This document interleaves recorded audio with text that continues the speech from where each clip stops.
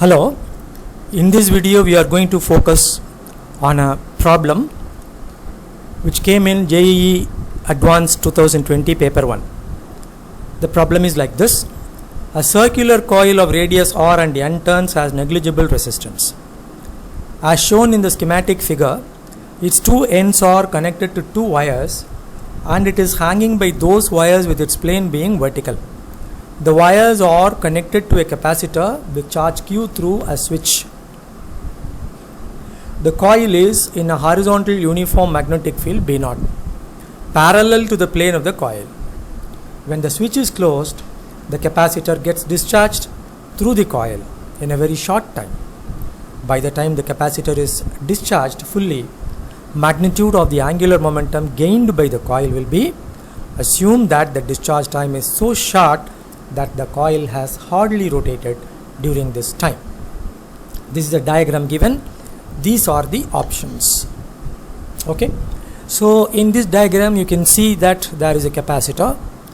It is having a charge Q given in the question. There is a switch and a uniform magnetic field. 4 options are given here. This is uniform magnetic field. It is understood. It is given here. Uniform magnetic field B0. You see also the field lines are equally spaced and parallel. Obviously, it is shown in the diagram also. Uniform magnetic field. What you are supposed to find? The switch is closed. The capacitor discharges quickly for a very short duration. That is, there is a current. So this becomes a current carrying coil placed in a magnetic field, will experience a torque. But the time is too short that you can take the angle between perpendicular to the plane of the coil and the magnetic field to be constant for that small duration. Supposed to find the angular momentum gained by the coil. You can do this problem using all the formulas and basic ideas. What is magnetic moment of a coil and what is the formula for torque and all such things. That's one way. But instead of that, if you remember,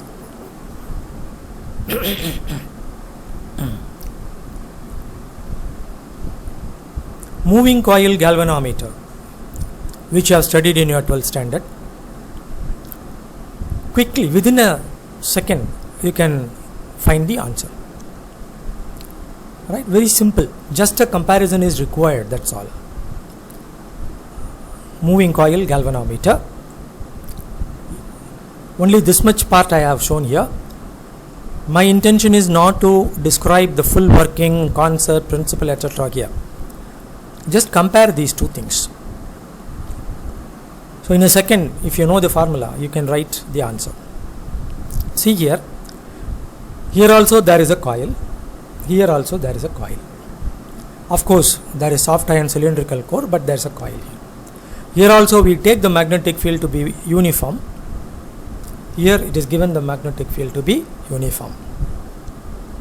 Here when the coil will experience a deflecting couple when current passes through. Instead of current being passed, it is simply said capacitor discharges. Of course, after the switch is being closed, after the switch is closed, capacitor will discharge. Okay, of course the duration of discharge is very, very small, right? So you should be knowing the formula for the deflecting couple in the case of a moving coil galvanometer. If you know that formula, directly you can tick the correct answer or mark the correct answer, or you can find the correct answer. See, in a moving coil galvanometer, when the current passes through the coil, deflecting couple is produced. Of course, there will be restoring couple also. Those two will balance. Those working and all not required. Deflecting couple produces. Deflecting couple is produced. Okay. We should be knowing the formula. You should be knowing the formula for the deflecting couple. NIAB for radial field. This is only torque. NIAB for radial field. Otherwise it will be NIAB sine alpha. Alpha is the angle between perpendicular to the plane of the coil and the magnetic field, but it is made permanently, alpha is made permanently 90 using this radial field. That and all you might have studied in the working of moving coil galvanometer. That is why I said, if you know this thoroughly, in a second you can find the answer, right?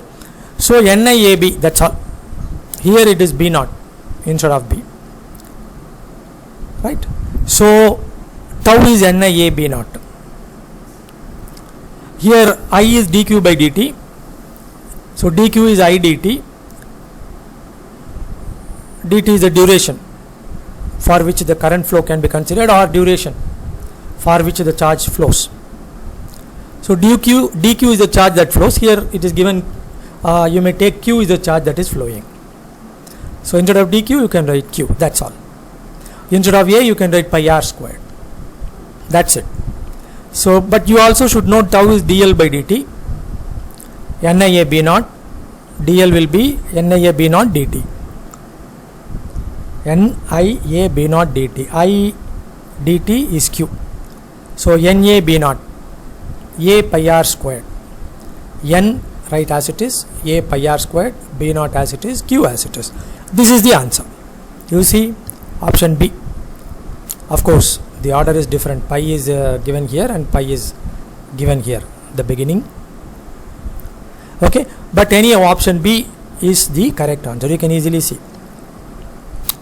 right, quickly. But this and all, it took some time for me to explain, but imagine if you already know it in your mind itself, we can easily do it. The answer is option B. Have you understood this? Thank you once again.